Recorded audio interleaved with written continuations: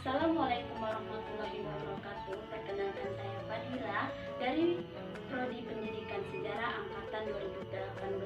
Saya memenuhi mata kuliah Media dan Sumber Belajar Sejarah yang diampu oleh Ibu Retno, di mana tugasnya mengimplikasikan media dalam pembelajaran sejarah. Assalamualaikum warahmatullahi wabarakatuh. Selamat pagi anak-anak. Ibu. Apa kabar kalian hari ini? Baik, Ibu. Alhamdulillah kalau semuanya baik. Sebelum kita mulai pembelajaran hari ini, mari kita berdoa menurut kepercayaan masing-masing. Yang berdoa akan dipimpin oleh ibu sendiri. Berdoa mulai. Selesai. Baiklah, di sini ibu sudah membuat media pembelajaran hari ini. Media ini merupakan peninggalan kerajaan Singosari, yaitu Candi Sumberawan. Sebelum kita mengulas tentang Candi Sumberawan, ibu akan mengulas sedikit tentang kerajaan Singosari. Kerajaan Singosari merupakan salah satu kerajaan Hindu-Buddha di Indonesia. Kerajaan ini didirikan oleh Ken Arok pada tahun 1222 Masehi. Kerajaan ini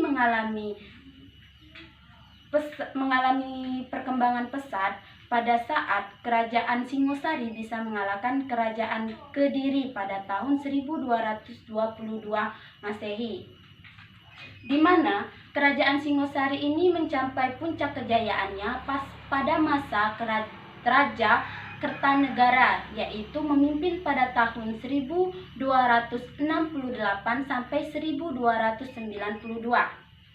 Baiklah, raja-raja yang memimpin di Singosari adalah 5 raja. Yang pertama Ken Arok. Ken Arok memimpin dari tahun 1222 sampai 1227. Yang kedua Anuspati. Anuspati memimpin dari 1227 sampai 1248. Tohjoyo memimpin kerajaan Singosari dari 1248. Yang keempat Ranggauni. Ranggauni memimpin dari 1248 sampai 1200. Yang terakhir yaitu Raja Kertanegara memimpin kerajaan Singosari dari tahun 1268 sampai 1292. Dari kehidupan masyarakat kerajaan Singosari dari segi sosial, pada saat Ken Arok memimpin, banyak daerah yang bergabung ke kerajaan Singosari, tetapi berbalik dengan kepemimpinan Anuspati, di mana dia tidak memperhatikan masyarakatnya karena hobinya hanya menyambung ayam.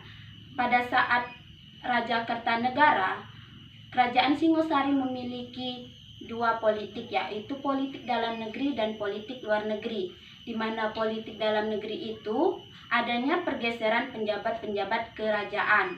Yang kedua, adanya perbuatan baik terhadap lawan-lawan politiknya. Yang ketiga, meningkatkan angkatan perang. Politik luar negeri. Politik luar negeri melakukan ekspedisi, menyebarluaskan wilayah Bali, Jawa, Malaka, dan Kalimantan. Nah, dari segi kehidupan ekonomi, kerajaan Singosari masyarakatnya didominasi pertanian, perdagangan, serta pengrajin, di mana terdapat pelayaran dari antar wilayah Nusantara sampai ke negara yang berkembang pesat. Nah, dari segi budaya, terdapat candi-candi dan patung-patung serta arca peninggalan kerajaan Singosari yang ada sampai sekarang, seperti Candi Singosari, Candi Cidal, Candi Jawi, dan Candi Sumberawan. Nah, ibu di sini membuat Candi Sumberawan. Jadi, siswa-siswa ibu tidak perlu pergi ke Jawa Timur, hanya melihat miniatur yang ibu buat, di mana hampir mirip dengan Candi Sumberawan.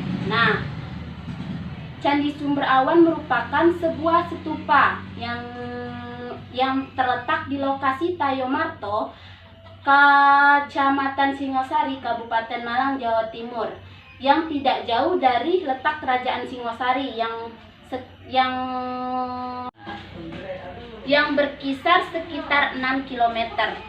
Candi Sumberawan ini merupakan candi peninggalan kerajaan Singosari dan digunakan oleh orang Buddha pada masa itu. Candi Sumberawan ini dibuat dari andesit atau batu bata yang berwarna hitam dan disusun dan membentuk Candi Sumberawan. Candi Sumberawan ini letak bawahnya itu persegi 4, artinya sama, di mana panjangnya 6,25 meter dan lebarnya 6,25 meter dan tingginya 5,23 meter.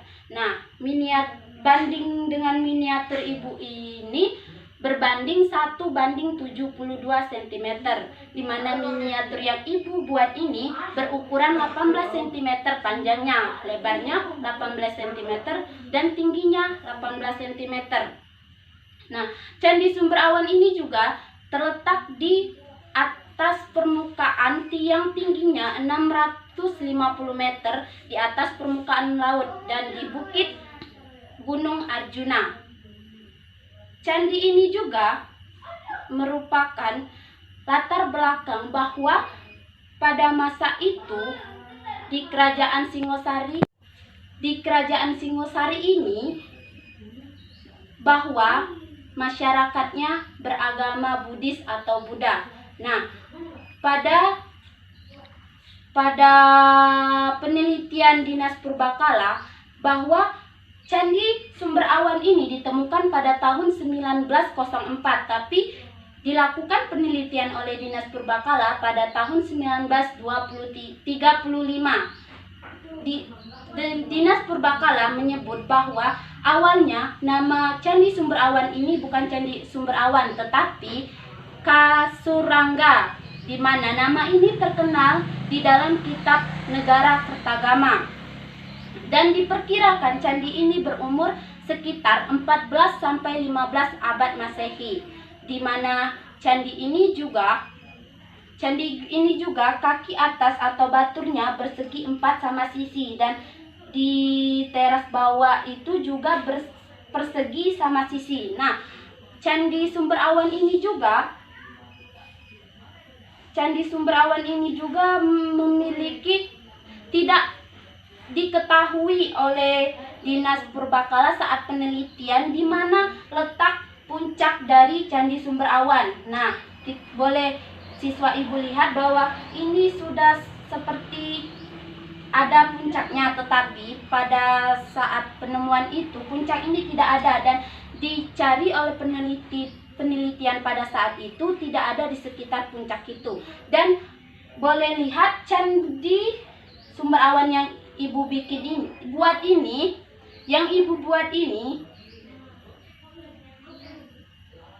tidak ada ukiran atau hiasan, cuman seperti andesit yang disusun menjadi bentuk Candi Sumberawan. Dan Candi Sumberawan ini juga tidak ada tangga naik atau mengisi barang-barang benda suci pada masa itu.